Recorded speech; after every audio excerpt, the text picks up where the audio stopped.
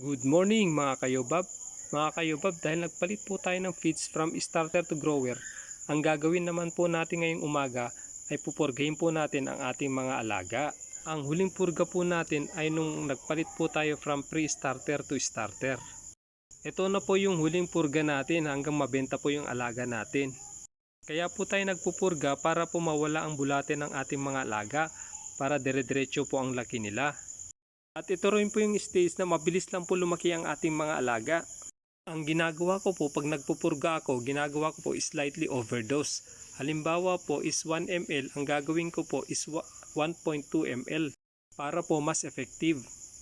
Kasi po pag nagtuturok tayo, minsan meron po yung natatapon. Kaya ginagawa ko po, sinosobrahan ko po ng konti. At sa pagpapaligo naman po, pag okay naman po yung panahon kinabukasan, pinapaliguan ko na po. Kasi malalaki naman na po yung alaga natin. Pero pag big pa po yung alaga natin, kahit 3 days po bago po natin paliguan.